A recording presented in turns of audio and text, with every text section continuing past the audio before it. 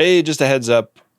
Character in today's episode is suicidal, and while that character is technically a robot, we just wanted to give you a heads up that will be a topic in today's episode in case that's an uncomfortable area for you. My friends, the great experiment. The crew doesn't hate the XO, then he's not doing his job. Good hunting is what you say. It's part of the pattern, part of the plan. Are they the lucky ones? That's what you're thinking, isn't it? Welcome to Greatest Trek Hot Cylon Summer. It's a Star Trek podcast from the makers of The Greatest Generation, currently covering the first season of Battlestar Galactica.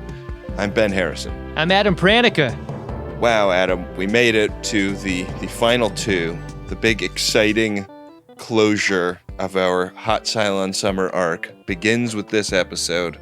Always a little sad as we get near the end of summer, you know? Soon we'll be having to go back to school with new streaming Star Trek again. Yeah. It's been great. It's been great for me anyway. Yeah. The timing of all of this has been a little bit awkward with Prodigy. We got rightfully razzed by our buddy Aaron Waltke when we saw him at STLV about not having covered Prodigy on the show yet. We're going to get to it. We just got to figure it out. I think we would have been razzed for trying to do 6 weeks of it and then quitting. That's true. Yeah. So what do you want, Aaron Waltke? Yeah. I'm not going to pass your fucking purity test, okay? Pipe down, Waltke. I'm a fan of your work and I like Star Trek Prodigy. Give me a fucking break. We're not giving it short shrift, you know? Yeah. Jesus. We're not into that kind of thing. No. Hey, and wear some fucking pants on stage. Yeah. That's what I call giving long shrift. Oh, he just keeps going, doesn't he? Oh man, you've got the deep voice of a man who just got back from 4 days in Vegas. I do. My wife is so paranoid that I'm going to get sick, what with what we know about my lifestyle. Is it paranoia if it always happens? Like, I think she's a realist. Yeah. Yeah, she and Nixon. I don't feel sick. I think I just talked and partied a lot, and my vocal cords are a little bit fried. There were a couple of nights where, you know, you're at the masquerade bar and you're with hundreds of people and the din is very loud. It couldn't even be called a din really at that volume. And you're getting right next to people and you're talking really loud so they can hear you. Yeah. Yeah. And a couple hours of that. Yeah. Yeah, you're going to thrash your voice. That's why you escape up to Dr. Star Trek's secret in-room party that you're invited to and I am not. Yeah, what you want to be is on a text thread with Dr. Star Trek, then you know all the secret stuff. Is Dr. Star Trek trying to put a wedge between us? What's going on here? Not at all. No. I like going to secret hotel parties. Yeah, and not bringing your friend Ben, apparently.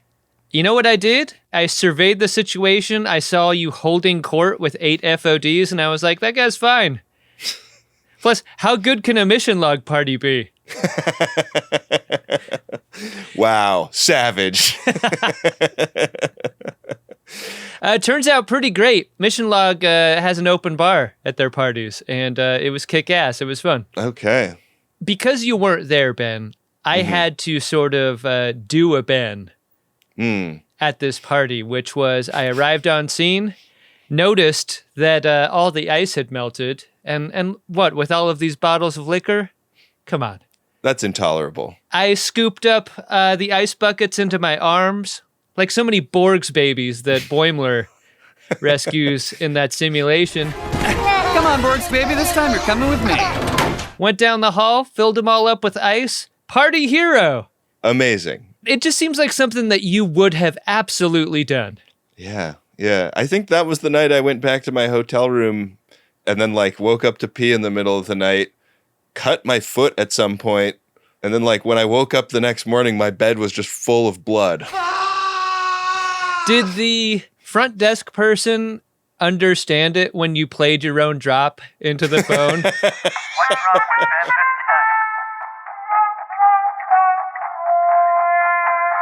them? He was like, "That's you? Oh man, big fan. I'd never seen your face before." I cannot believe you're telling me what's wrong with you right now. Holy moly.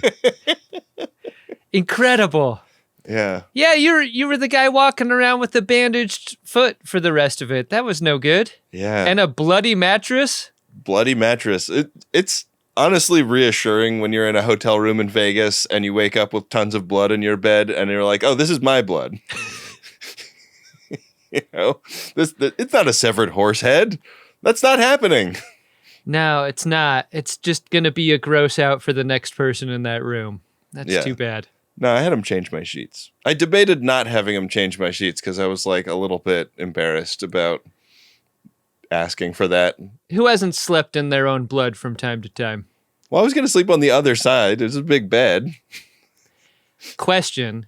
Okay. When you are in a hotel room by yourself, do you sleep on the home side of the bed or do you take the other side now that you have both sides available to you? Do I take the stranger? I think I've asked this question before. You starfish, don't you? You're one of those. I get weird with it. I think I make my call based on each bed, I sleep on the worst side of my own bed at home. So I feel like I pick whichever seems like the best side of whichever bed is in the hotel room if I'm there alone. See, I thought you were going to say that you couldn't get out of your own way and you would, of course, take the bad side of the bed, even away from home. No, I like to treat myself. I love a solo hotel hang, Yeah. The convention was great this year. Met so many FODs. Wildly successful Prana Cabana party. Really was. Yesterday. I don't sound like I had as good of a time as you. My instrument sounds normal, I would say. You sound great, buddy. The reedy oboe that it always is. You've got some timbre. You're sounding good. Yeah, it sounds like we're recording this early in the morning, but we're recording rather late in the afternoon, as it would happen. It's true.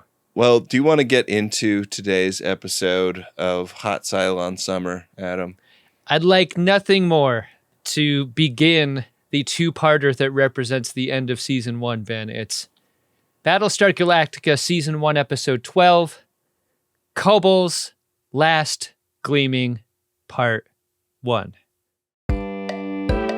All of this has happened before, and all of this will happen again.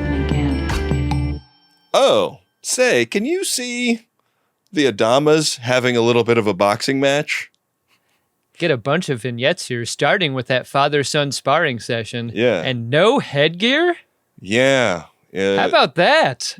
They raw dog it on Galactica. They are wearing mouth guards, but one crew member not wearing dental protection of any kind is what looks like Lee Adama, who is mounted Starbuck in the next scene.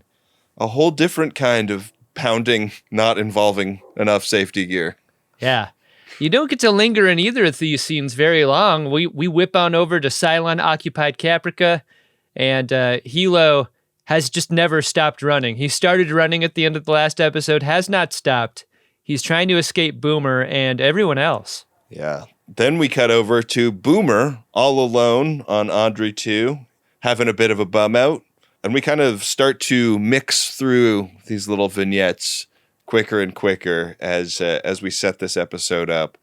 On Caprica, Hilo runs into that edition of Boomer. There's like pistols being brandished and pointed at each other, both in that scene and also in the scene where Boomer is alone. And she doesn't have anybody else to point the pistol at, so she points it at herself. I love the crosscut from what's going on Caprica to what's going on with Boomer on the Audrey 2, because we go from a moment where Caprica Boomer is like, go ahead and shoot me, to a Boomer who is struggling to shoot herself. Yeah. And a Baltar who is not struggling to shoot at all. I was shocked to see them tangled up together. Yeah. And that seems to really be happening. That's not his fantasy. I mean, what's interesting about the scene as depicted is that the man Sure does look like Lee Adama for the first couple of vignettes through. And then when we come back in for the third time, Yeah. it is spoken by Starbuck. Like her fantasy is that it is Apollo, when in fact it is Gaius Baltar. It was her fantasy and not his. Is it the Yeah. first time he's been the one in the room not having the fantasy? Kind of amazing, huh? See, it's not nice Yeah. to be made to feel that way. Apollo gets knocked out by his very own dad, and there's a very striking eye contact to camera moment that's straight out of Snatch, right? Yeah. That's what it reminded me of.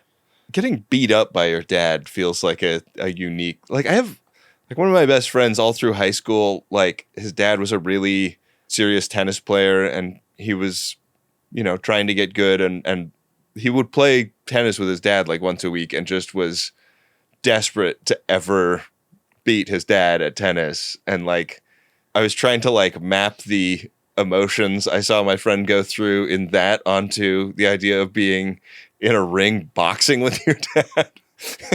Did your friend ever beat him? Yeah, like I think by the end of high school, he had gotten to a point where he could best his father at tennis. But they were pretty evenly matched from what I remembered.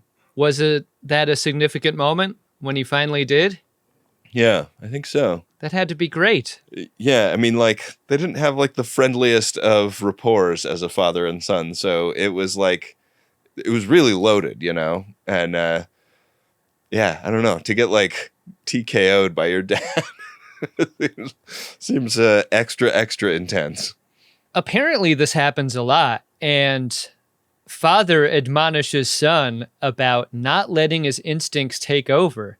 This being the reason that Apollo has lost as often as he has to his dad. A dad who is way older. Like, you look at these two fighters on paper, it just doesn't seem plausible.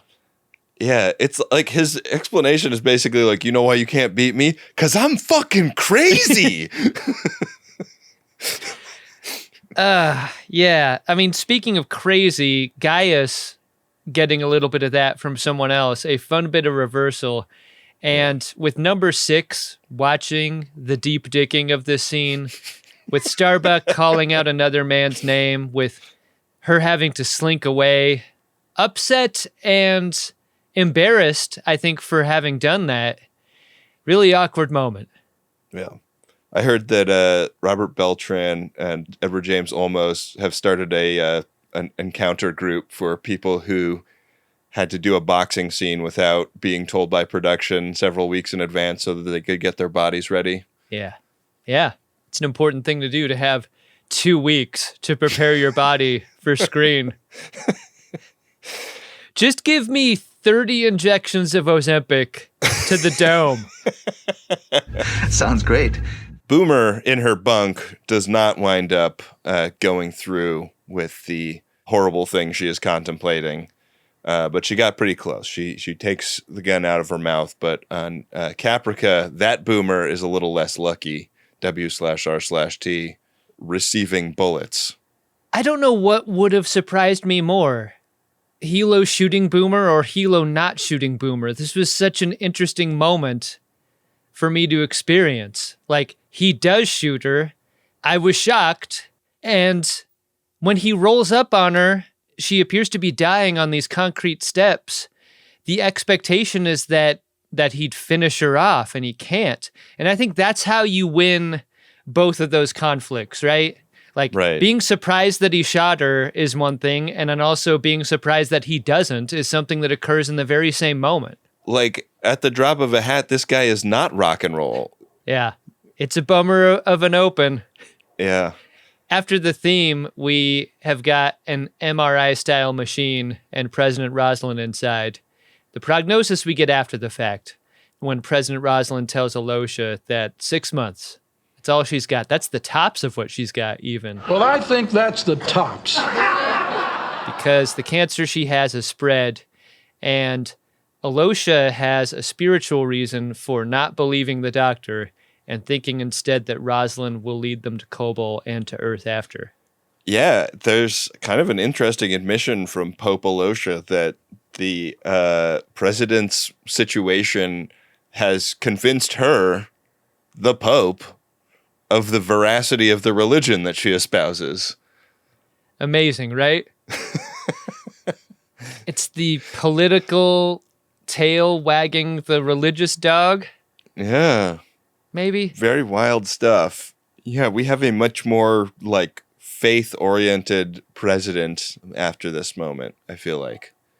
I personally have faith in gambling, which is the next scene occurring where the poker game exists. Gaius is getting hammered, and he's drinking that green juice that seems to be the most popular form of spirit on Galactica. Mm-hmm. What did you interpret the 4 different cups as? Did he order like 4 singles and was pouring them into one glass for himself? Or? I think much like you at the tiki bar getting the sampler platter of all of the cocktails, I think Gaius was maybe just pouring them out for himself. He got like a flight of different chartreuses and was this one's the VSOP and this one's the yellow and this one's the green. Gaius is a terrible person to play cards with. He's being aggressive and boorish, and when it comes time to do a showdown, he wins this hand that we see depicted right as Starbuck walks in. And if there was a record playing, that record would skip because shit is awkward really fast. Awkward in that way that when 2 people try to, I won't even say 2 people, there isn't a 2-person cover-up here. Gaius is unable to cover up what has happened between he and Starbuck, and with Apollo there to witness it, it's just a bad look all the way around. Well, you hear that like dull thud come from under the table when Starbuck walks in, and you know what happened in Baltar's pants. Yeah. The energy is fully off. Would you like to play? Maybe you'd like to sit next to Captain Adama. Just thinking about this episode in totality makes me recognize that this is a big Gaius Baltar episode. Like, what a day he's had. Because on Colonial 1, you might remember he's been the newly appointed vice president, and with that job comes some responsibilities. Responsibilities that President Roslin is just trying to share with him in the event of her untimely death, which I think is the expectation for any vice president. Yeah, death being top of mind for her, she is very focused on walking him through all the shit they have going on politically and domestically. Like they're talking about like booting capitalism back up and slowly replacing the barter economy that they have, and he cannot focus. He is too distracted by 6. And the scene was very interesting because it sort of seemed like he was trying to have the argument he was having with the president and the argument he was having with 6 at the same time. Like, maybe if I say my responses vaguely enough, they will apply to both characters' sides of the conversation. You either in here, either in there, wherever it is, I don't need to take it. It was especially different to experience a scene where number 6 is so upset with Gaius. She was in the scene where he was dicking Starbuck, just kind of watching and stewing. Mm-hmm. And then this scene, she's becoming increasingly upset at his behavior lately, the way a jealous lover might be. But one interesting detail about how number 6 is in these scenes is I think this is the first time she's wearing black. And I thought that was a really striking choice for her as a costume. Yeah.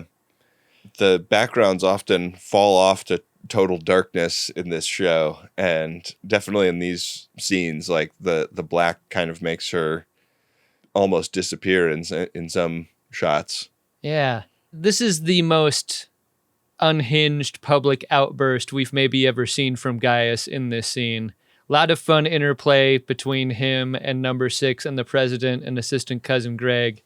And it's so over the top that it actually moves President Roslin to suggest a break for her vice president. So 6 is asking if he loves Starbuck, not it's not about the president when she asks that, right? Right. Was this unclear? I had to rewind the scene like 3 times because I couldn't figure out whether she was talking about the president. Because she just says, like, do you love her or something, like, initially. And, like, when he's arguing with Six and with the president using the same words, and I'm trying to remember what the 2 thoughts were that he is responding to, I don't know. I have to say, this scene did not really work for me. Like, I think it was, like, a little bit overcomplicated. I mean, it was clear to me because Six was in the sex-making room and also here. Yeah. And also, I would be very surprised if Gaius Baltar had the hots for President Roslin, but I don't know, maybe Gaius is just omnivorous and insatiable. Sort of seems that way, right? In the bathroom, Gaius needs to take a break. The sort of break that you put some cold water on your face and pull yourself together, but there's no escape from number 6, who puts a mirror on his face instead. And this is really bad timing because this is like that moment where you get a zit before a big meeting or something, or a hot date. Like, you do not want to have a meeting with the president with a giant cut forehead from the glass in the bathroom, right? Yeah. Oh, that's lovely. Oh, thank you. She also gives him some information that being on Galactica is going to be extremely hazardous to his health in the short term. So he might want to think about decamping to somewhere else. I mean, it'd really have to be a great and different danger, which would be like my alt title for Clear and Present Danger, like, which is bad, which I'm glad they didn't use. But yeah, it's always dangerous on Audrey 2. What are you talking about, number 6? That's one of the main things about Audrey 2. We cut on over to the CIC where Commander Adama hears the check-in from Boomer and Crashdown's Raptor, and they are on a supply mission. And so they spin up an FTL jump, and that jump brings them right to the front porch of a very Earth-like planet. This is a jump that they were not expecting to bring them in such close proximity to. And the haze that Boomer is in is really apparent here because out the windscreen is something beautiful. It represents a place where maybe they could settle very clearly. Like, this looks like an Earth type of planet, and Crashdown starts scanning it and he's getting psyched, but Boomer is just not even there. Yeah, like he has to go up to the window and be like, hey, get a load of that. Yeah.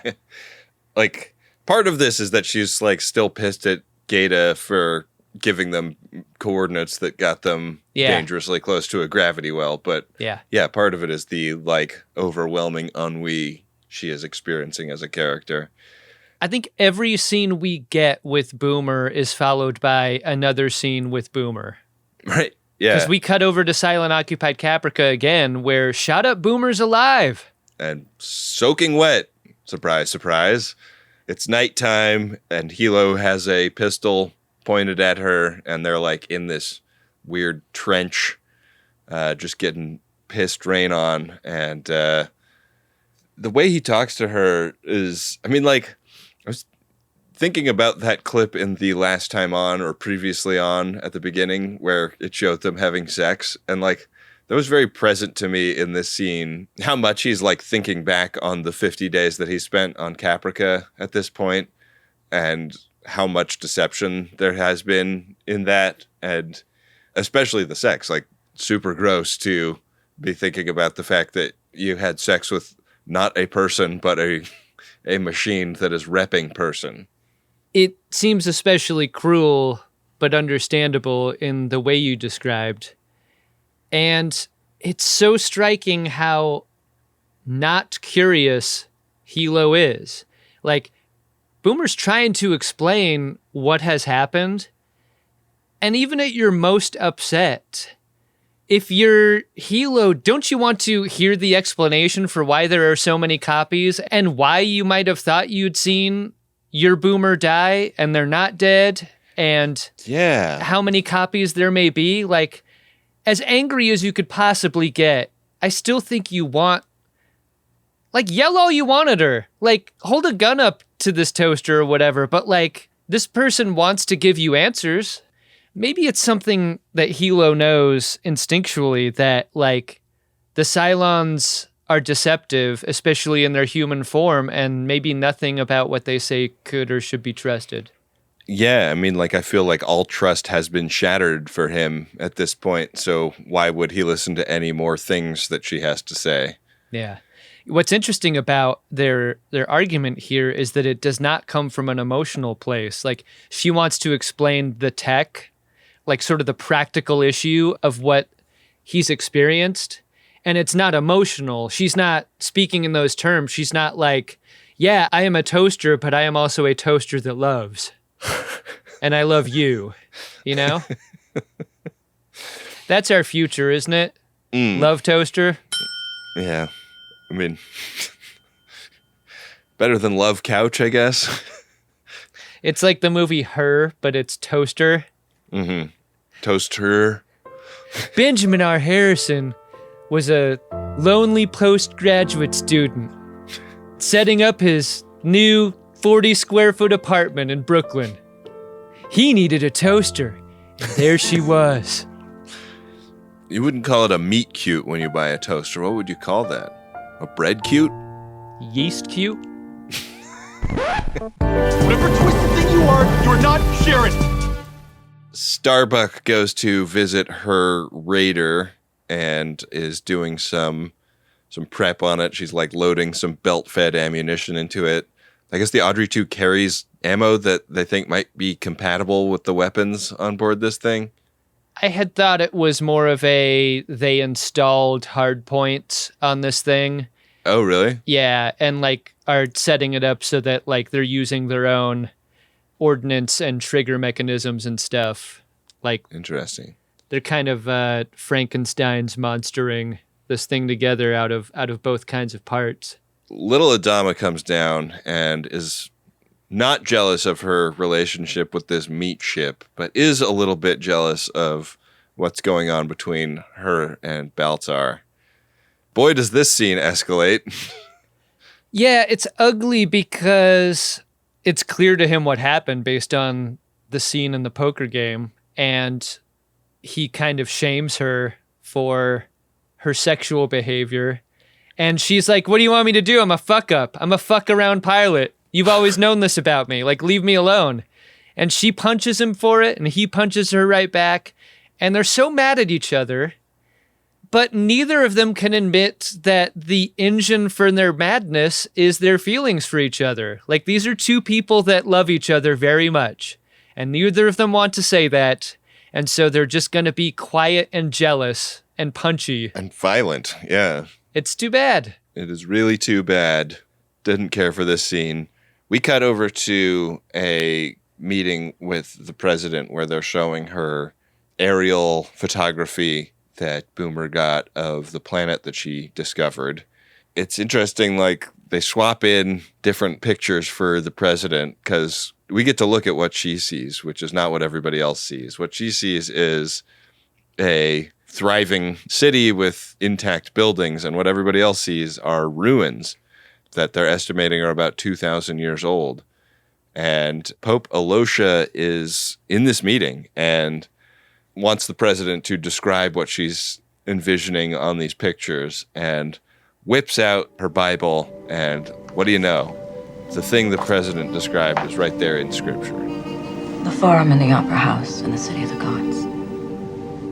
On Cobalt. I mean, the question I had was, why the hell is Pope Alosha in a meeting like this? And clearly the answer is because President Roslin wants her there. Yeah. It just doesn't seem like the sort of intelligence meeting she should be permitted to attend. But whatever. I really love effects like this, and I put effects in quotes, Ben, like the practical matter of we're looking at photographs that President Roslin sees, and then we're cutting to the photographs that everyone else sees, and them being different is a fun little bit of in-camera magic, you know? Photographs seem to be the one kind of paper on the Audrey 2 that doesn't have the corners cut off. I know.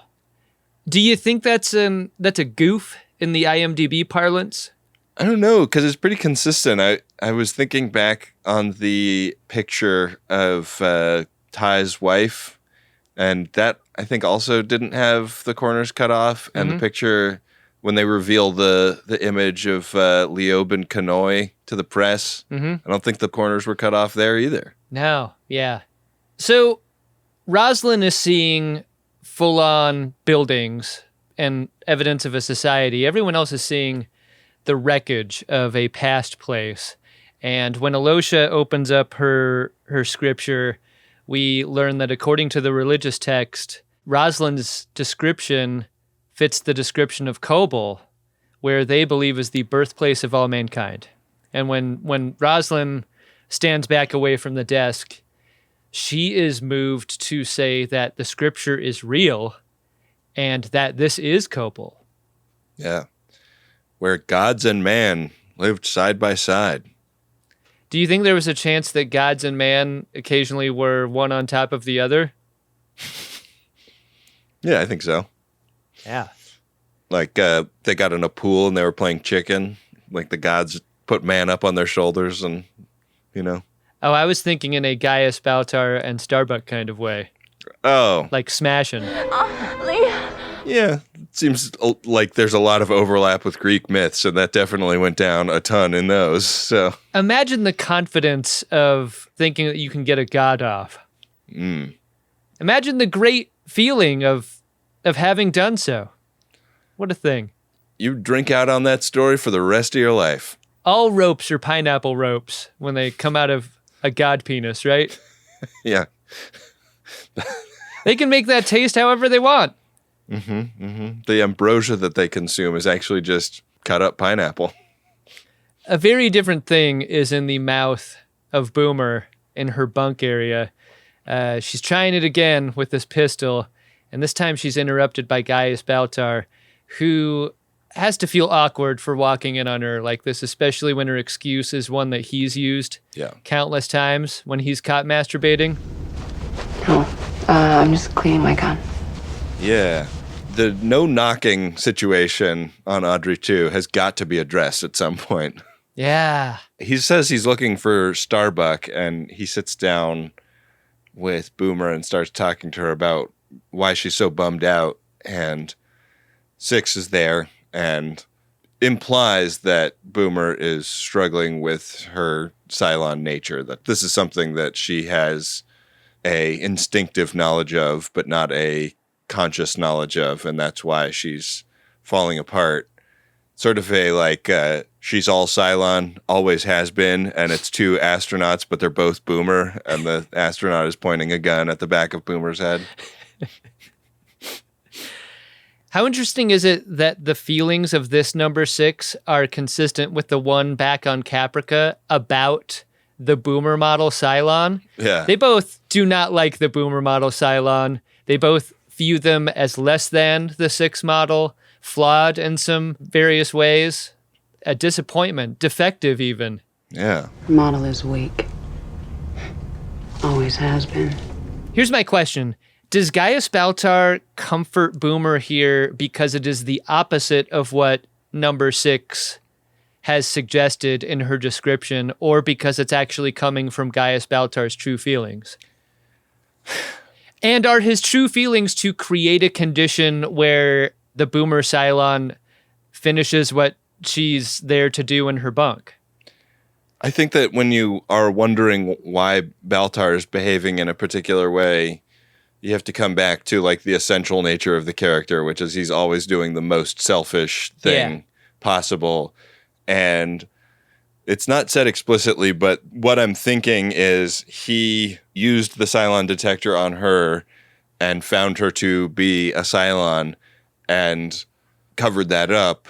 So if he can talk her into taking herself off the board, that's one less problem for him.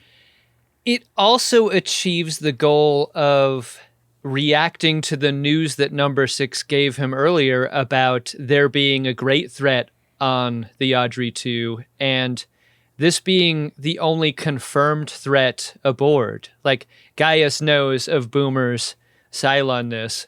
Maybe by removing her, the threat will also be gone. Yeah. So he talks her into this and walks out of the room, and we hear confirmation of it echo down the hallway. Pretty rough, man. Yeah. In Commander Adama's quarters, he recommends surveying this planet that he's been given the photographs of. Seems like it's a viable place to start a settlement. The strategy of settlement making at this point seems a little flawed only because the reason for jumping all the time is to avoid the Cylons. Right. It would seem as though creating a settlement while the Cylon threat remained to be a little premature, unless you can FTL jump a planet, which I don't think is part of the strategy here. We got to get the genocide of the Cylons over with first before we can slow down and do nice things like build a settlement. I wonder if part of the strategy is that a fleet of ships is something that you pick up on radar as a bogey. Right. A planet is not. So maybe a planet is a better place to hide than a ship, strategically. Yeah, and maybe you can like build orbital defenses that would make it hard for Cylons to attack or something. Right. I don't know. I guess they should have had that on Caprica if that was a thing. Boy, yeah, I bet they regret that decision. It just wasn't in the budget. Organize a ground survey team, 3 Raptors.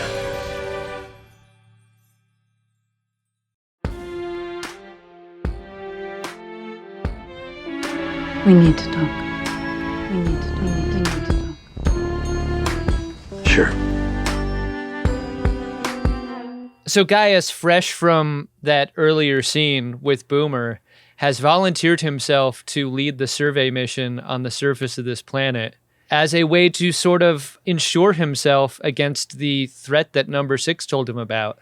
So Boomer's off the map, and now leaving Audrey too is another way for him to make himself safe. Yeah, he really kind of insists on this. Like he gets to the point where it's like going to be like this or he resigns almost is the feeling. I know you know this feeling better than I do. This is like bargaining with a toddler. Like Adama's willing to give Gaius what he wants just to like get him off the ship. Like go away. Stop yelling and throwing a tantrum. Yeah. No, you threw your cut peach on the floor 2 times. I'm not giving it to you again. Yeah. Over in 6 Bay, Chief Tyrol visits Boomer, who shot and missed at pretty close range and has a great big bandage on her cheek. Yeah, she did exactly what the Edward Norton character did in Fight Club. Yeah. Yeah. What's this? Do you think she killed the Tyler Durden Cylon inside of her? Makes you wonder, huh? Tyrol knows this wasn't an accident, and she is not trying to hide that fact from him. She's also not wanting any of his help, and if that is what he's there to offer, anyway. Not interested. And there's that moment we've talked about before where when 2 people in the military argue and there's rank disparity between them, there's a very formal kind of dismissing of one by the other. And then the dismissee, straightens up, salutes, and goes as kind of a fuck you on the way out the door. Mm-hmm. And that's what this is. Dismissee is usually how I introduce legendary rapper Missy Elliott to people. I bet she loves that. Oh, yeah. She thinks it's hilarious. That meeting that we saw where Adama was looking at pictures and making decisions about settlements, there's kind of an meeting between Roslin and him. Yeah. Hey, we need to talk. Yeah. And what she says is that the arrow of Apollo is needed to open the tomb of Athena on Kobol. And inside that tomb is where the directions are to Earth. And the problem is that arrow of Apollo is kept on Caprica, and she wants to send that Cylon Raider all the way back to Caprica to retrieve it. This does not sound like a great plan to Big Adama, who reveals that he does not believe in Earth, doesn't believe in scripture like that. He's trying to be delicate about it because it's clear to him now that the president has a deep and true faith in these things. But he's like, this is not like how you do policy. Like, we can't risk that. What are you talking about? Does he know that she is on psychedelics as part of her treatment? Boy, I don't know if I remember whether that's been disclosed to him or not. Because that's a part of this that maybe I brought to it during the scene, which was like, he clearly has compassion for her in a professional and personal way. But eventually, like, the runway kind of runs out on that kind of thing when you start negotiating over the one Cylon Raider you have on board and what to do with it. Right. There's not a guarantee that they're ever going to have a Raider again to use. It made me kind of feel crazy that there hasn't really been a conversation between Adama and the president about what their like medium and long-term plan ought to be. Cause like he said the thing in the pilot about like, I know where Earth is. And it was obviously a lie, like that, people high up in the military are told where it is. So like nominally they have been going to Earth, but like not for real, like, and so like, at least he and the president should have discussed that. Like eventually we'll need to disclose to people that Earth is not happening and come up with a plan B that will, make people happy. And it doesn't seem like they've had that conversation at all. They haven't had that conversation, and they haven't talked about the logistics of what President Roslin is proposing, because don't think about it, just answer, Ben. How big do you think the Arrow of Apollo is? Oh, I guess I was just picturing it being arrow-sized, but I do like the idea that it could be like the size of a building or something. I mean, I thought it would be like a staff if a god was using it, and a god is a big person. Oh. A person of size, I think, is the nomenclature. A deity of size. Sure. They don't talk at all about the cargo space on the Cylon Raider. To my knowledge, Roslin has not been to the flight deck to see it. I think she's got to get up in those guts and see what we're working with there, because I don't think there's much space for anything that's not a pilot. What guarantee do they have that this Arrow didn't get obliterated in the nuclear fallout? Great question. Yeah, I don't know. A lot of unanswered questions here. I guess their faith is that this has all happened before and it will all happen again, and that's just like, it's a play, and this is the act of the play that we are currently in. We just got to do this stuff. This seems like an intractable moment between them. She wants to make decisions based on her religion, and he does not. The Raider's a military asset. I'm not going to use it to go chasing some mythical arrow. A bunch of raptors are sent to get a load of this planet that they discovered. And when they jump over there with Gaius Baltar in one of them, it's very crowded in these raptors, by the way. Almost immediately one of them gets taken out just because like they FTL'd into the path of a wing of Cylon Raiders, and one of them just like flies right through that raptor. Yeah, like a broadside collision at an intersection.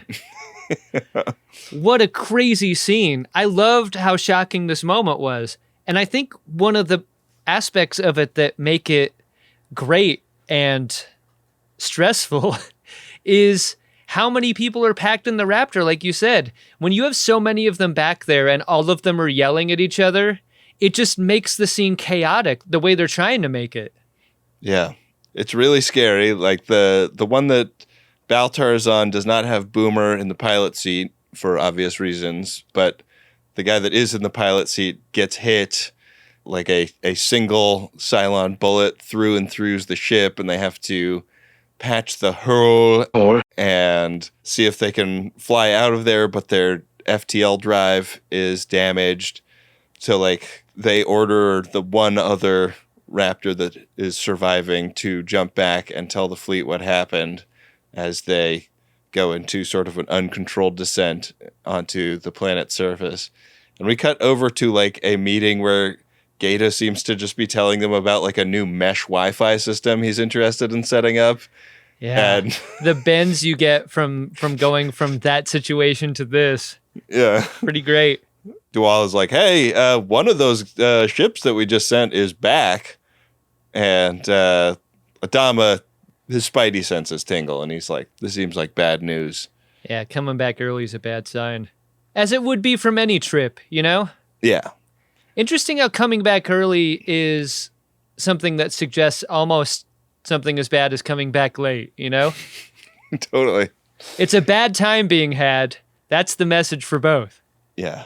I thought the scene of the hard landing of the other Raptor was pretty exciting. Like the glass of the canopy, like breaking more and more and more until it sprays into the cockpit. I love the tech of fixing a hull breach being like just kind of a socket that you ram in, like sort of the wax ring on a toilet. Like you can just press it into anything and it'll suck right in. Yeah. Pretty great. Pretty good. Better than mashed potatoes. Yeah. Raptor 275, sir. Back early. This is all reported to Adama, but they have to have a big high-level meeting about what to do, because there was a base star and like bajillions of Cylon raiders in orbit of this planet that they think is Cobalt, and now like everybody with any pull in the fleet is in a room together, and the plan is to take that raider that Starbuck has and send a nuke to the base star and blow it up from the inside. And in this scene, Starbuck is like, has anyone seen the inside of a raider before? You know there's not a lot of room in one of those, right? Like, where exactly are you gonna... Oh, you're gonna put it in me, aren't you? Oh. God, is the inside of the base star also a total gore fest? Oh, great question. I wonder. It's like the world's biggest Tool video inside there. I wanted to see On Board that so bad this episode. We don't get it. Yeah. So this plan about nuking the base star is new to little Adama in this meeting, and he marches down to absolutely tear into her for going over his head and ignoring the chain of command by pitching this idea to Colonel Tighe. Didn't this remind you of what Shelby did to Riker in Best of Both Worlds? A little bit, yeah. I half expected Apollo to say he was going to make her feel like she was busted down to second-year cadet or whatever. I'll snap you back so hard you'll think you're a first-year cadet again. Yes, sir. He's fucking rip shit. I was surprised that they didn't get in a second fist fight in this scene, given how mad he is. I was surprised at how quickly he spins his anger down. Yeah. Because they pivot right into what this plan is specifically.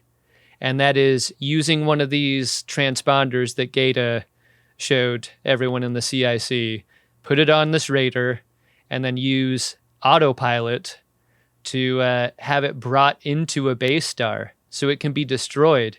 But it seems like a death wish for Starbuck in a way I didn't completely understand. Did you? She was going to eject and get picked up, I think. Okay. Yeah. Yeah, that seems extremely dangerous for Starbuck. Yeah, like I don't see the ejector seat in there among the meat, so... There's a cloaca. Yeah, she just has to crawl out the hole. Yeah. And it's very clear, like, part of the engine for Apollo's anger here is, once again, his affection for her. He doesn't want her to die. To the point that even Starbuck kind of tweaks him about it at the end. Yeah.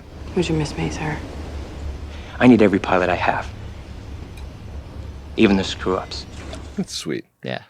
We get a scene with Assistant Cousin Greg and the President where he also has great misgivings about the fact that she is letting her faith guide her every decision. Way to go, Assistant Cousin Greg here. Yeah. Stepping up. Like, he's just a low-level assistant drone. Right. And he's being brave here. This is nice. I mean, is he? I think the brave thing to do would have been to hold a press conference where he announces those misgivings to the general public. Wow. Yeah. Yeah. Instead of hiding the president's frailty for so long. I mean, when they start asking questions, you know, at the, what is it, the like quorum of the 12 or whatever. Yeah. You know, and he's hauled in front of a committee. It's going to look really bad that he didn't say anything to anyone at this point. Yeah, covering up her health issues is just a bad idea. It's no good. It's never the crime. It's always the cover-up. He's pissed because she's making her religious beliefs a priority over the reality of their situation. Yeah. And the need to destroy that base star. He knows that. Why doesn't she get it? she should just get it, but she doesn't.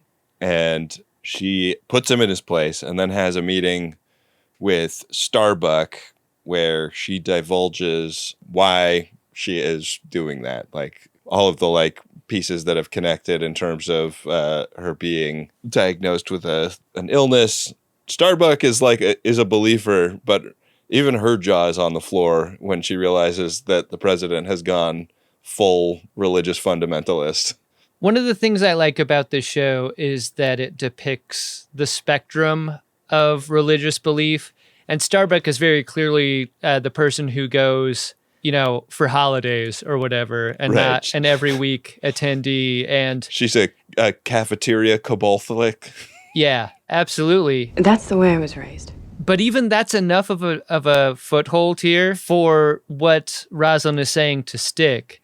And the thing that really cements it is the disclosure that Commander Adama was lying about the whole Earth thing the whole time. Yeah. So she is down in the flight bay later with Adama, and they're looking down at this raider. And I thought it was a funny flourish of dialogue that they're talking about flight tests for the raider to make sure that it's ready while she's also testing him. Yeah. Like, so what about Earth? How long you think it'll take to get there? Like, what's the ETA on the GPS there, big buddy? We know that Adama's answers are evasive, but the way they're evasive, I think, is really interesting. Like, they're not shitty bullshit evasive. He's more indirect than evasive in his answers. And that, like, it kind of impressed me, to be honest. I like that. Really could be almost any amount of time. Yeah, it's like a parent being asked about the reality of Santa Claus or not, and the answer just being, well, yeah, I mean, the carrots get eaten, right? The carrots and the cookies, because the carrots are for Rudolph, obviously, and the cookies are for Santa, and when you come down the stairs in the morning, they're gone, aren't they? They are, huh? Don't do any research on whether reindeers eat carrots. So, you're not going to want to find out. We were a carrot household when I grew up. Carrots and cookies. Yeah. Oh, that's sweet. Yeah. Animal welfare certified Adam Pranica. After that, we cut over to this autopilot test out in space, and Starbuck's in the Cylon Raider, and there's an escort Viper flown by Apollo, and it seems like this is just going to be a test fire of the autopilot. But when Starbuck blows in a private call to Adama in the CIC, that's a little suspicious, right? And when she privately tells him that she's going to go rogue and she's going for Caprica, I mean, you talk about soft touch. Adama doesn't get mad. Instead, Adama suggests that she does something that she does not regret. And that's soft power right there. It really is. That's not screaming at a rogue pilot and ordering them to come back to the ship. He knows that that's never going to work for her. Instead, he's doing a thing that friends do for other friends who are about to make a huge mistake. You tell them, how's this going to feel later on? Is this going to make you feel good later? Try to do a favor for future Ben instead of right now Ben. Which is something that I told you many times at Star Trek Las Vegas when it was time to go hard at the masquerade bar. Yeah. It seemed like it was all kind of one way with that stuff. You preventing me from making horrific mistakes and me neglecting to help you avoid those self-same mistakes. Me being invited up by text to some strange hotel room where what was happening inside was something I didn't know and couldn't understand. Me wandering around the hotel wondering where my friend went and then eventually going, fuck it, I'm just going to go home. Me never getting a text from you to that end with a "Where are you, dude? Are you okay?" kind of message, which completely blows up your portrayal of a concerned friend. Me assuming that because we were in a casino in Vegas, that the reason you disappeared must have much more to do with the lure of gambling than that you would be doing a social thing that I might also enjoy. And that seeming like a safe enough assumption. And if you were gambling, probably not somebody who's like actively checking your phone for text messages. So why even bother? Be careful, Ben. Don't say anything you'll regret. That's the end of the episode. She jumps away. Yeah. She jumps. She jumps. That is the cliff upon which we are hanging for next week. Did you like this episode, Adam? So say we all. So say we all. I mean, like so many cliffhangers, it's difficult to judge on its own merits. I know this is my job. As a cliffhanger episode, I think it does a good job of being its own self-contained thing. Like, sure, there's a cliff to hang off on the end, but plenty of interesting things happened up until then. I don't love the hyper-religious pivot that the president does this episode, because I think when it comes to a person being both religious and under the spell of psychedelic drugs, and also being the leader of the remaining bit of humanity there is, you need someone more powerful than an assistant cousin Greg to tell her to knock it off with all this. Right. And it's unfortunate that he's the only one that does. Yeah.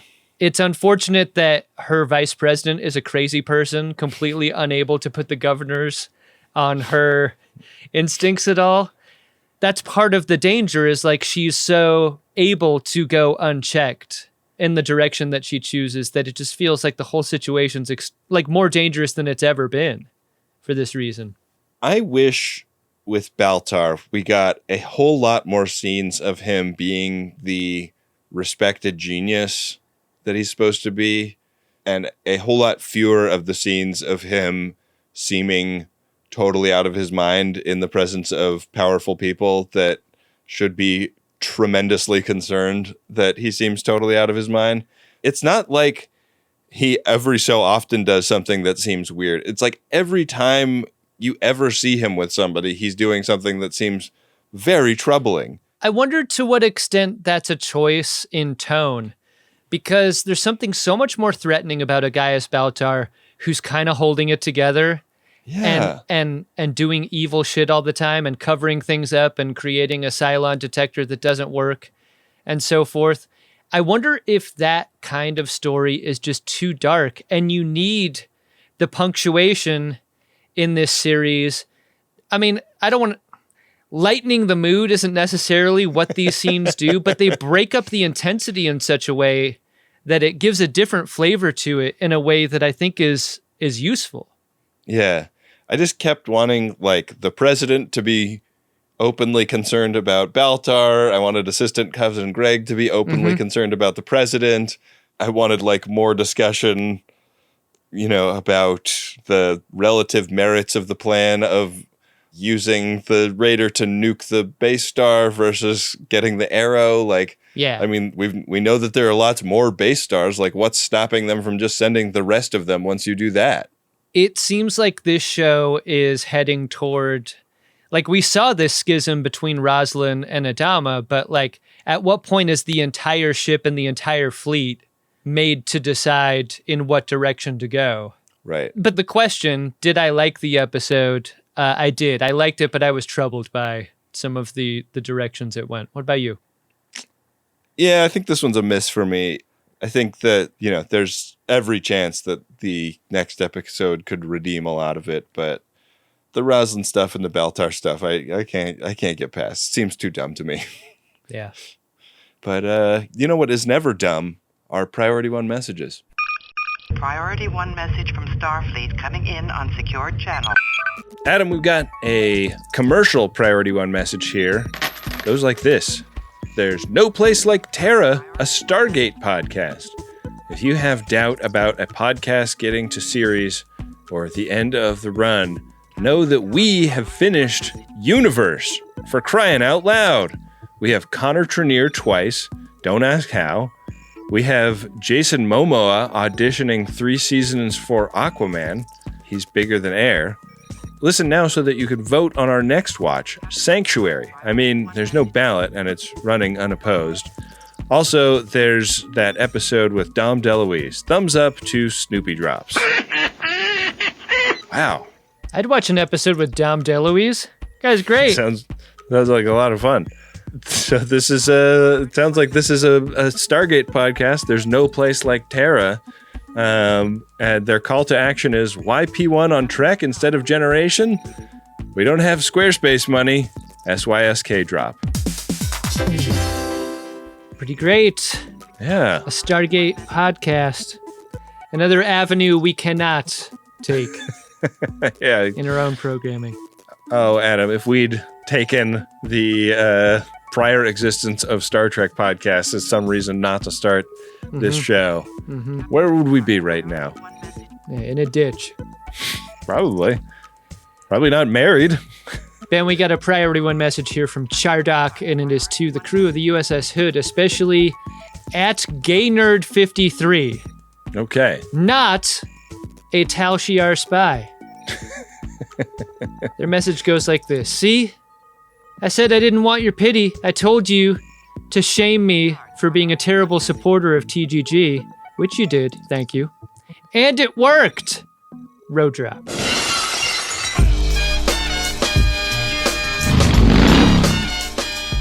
Seriously though, thanks to all the great people of the USS Hood Discord for being a wonderful group of amazing, welcoming, supportive, and fun FODs.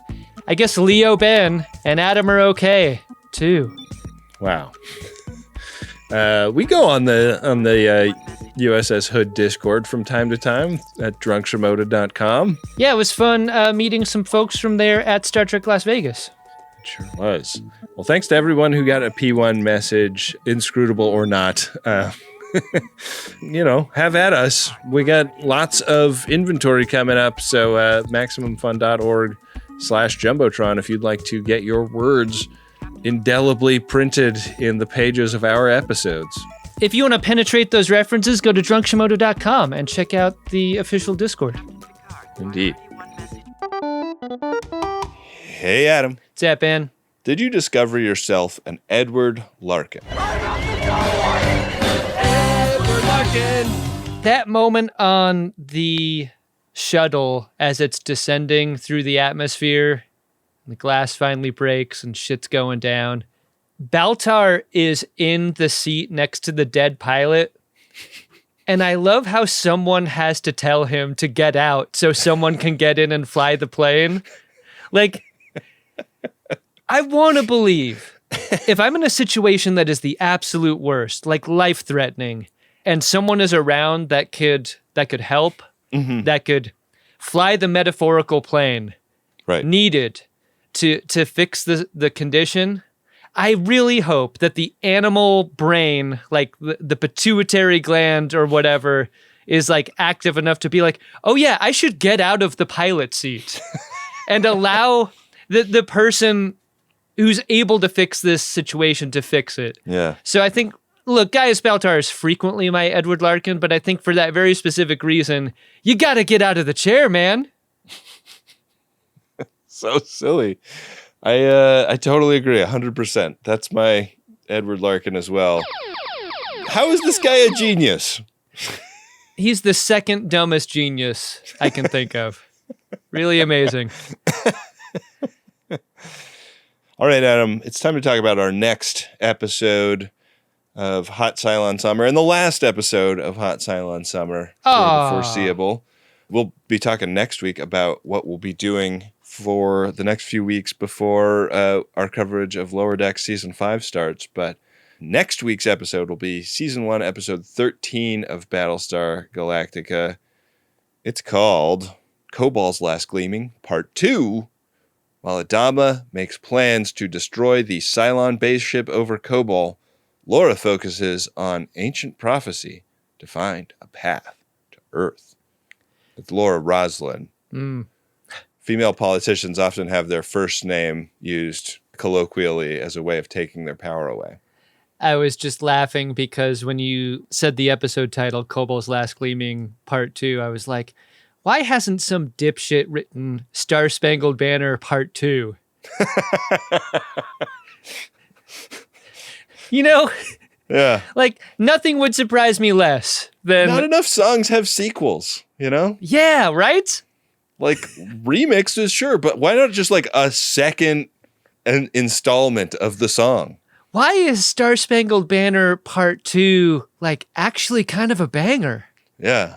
Like, I thought that they really dropped the mic on Part 1, but they came in with Part 2 and fucking cooked. Oh, please do not be that thing that happens when you just say something in conversation and it just appears in the world. Yuck.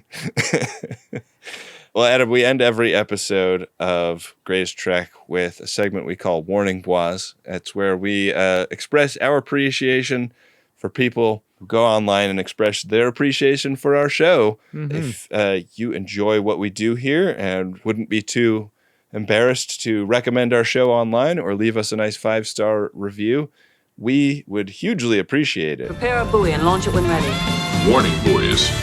An emergency buoy. A warning buoy. For example, this updated Greatest Gen review on Apple Podcasts. Yes, updated. You can do that? Apparently so. Does it count as 2 reviews? I think it counts as 1 review because it's like they went back and edited, because the original text from 2017 is, "This show looks as amazing as it sounds. CGI is top notch and the visual effects blow me away with every episode. Loyal viewer forever." And was updated to say, now that we actually can view the show, this review became an old. Still loving each new phase of Greatest Gen and Trek. Can't wait to review you again many years from now. And that's from KK Squared 22 on Apple Podcasts. You know, that's great. I think it's difficult to convince a person to review your thing. There are so many reasons to do it and so many reasons that a review benefits our show. Maybe we should pivot into asking people who have already reviewed our show to review it again. The way this FOD has. If you update your review, Wynde is probably going to catch it and send it to us. So, a great way to express what you like about the show and what you like now that you may not have even known about back in the day when you left a review. I think KK Squared refers to viewing us. This is, of course, made possible by our page on YouTube and the many subscribers we already have there. Have you seen how many subscribers we have to the YouTube? It's in the thousands now, right? It's in the thousands. Wow. It's crazy. Thanks to everybody who subscribes, and thanks to Rob Adler for editing the occasional Code 47 video. For sure. Which are one of my favorite parts of our YouTube channel. And we're always trying to think of new stuff to throw up there, so go check it out. And with that, we are going to leave this episode in Wynde's very capable hands. Wynde, take it away. Greatest Trek is an Uxbridge Shimoda podcast on the Maximum Fun Network. It's hosted by Ben Harrison and Adam Pranica, and it's produced and edited by Wynde Priddy. Next week on Hot Cylon Summer, it's the Season 1 finale of Battlestar Galactica, Kobal's Last Gleaming, Part 2. As always, we want to thank the Max Fun members who support this show. Members get access to all of the network's bonus content, plus the new bonus episodes Ben and Adam release monthly. You can set up your membership in just a few minutes and make a big difference for us at MaximumFun.org/join. We really appreciate it. Thank you to Nick Ditmore, who created the show art, and Adam Ragusia, who composed the theme music. Don't miss out on that actual viewing that you can do on the Greatest Trek YouTube channel. There's also a new monthly newsletter that you can sign up for at gach.biz/mail. Rob Adler and Bill Tilley are behind the scenes keeping the @GreatestTrek social media pages really fun, so follow those accounts and use the hashtag #GreatestTrek when you post about the show online. Thanks for listening. We'll see you next week on Greatest Trek.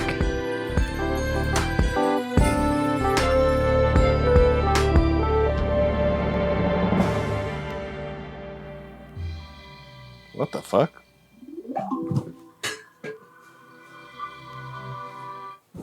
Dog slept on the TV remote hole. Just a totally different Darwin disruption this time.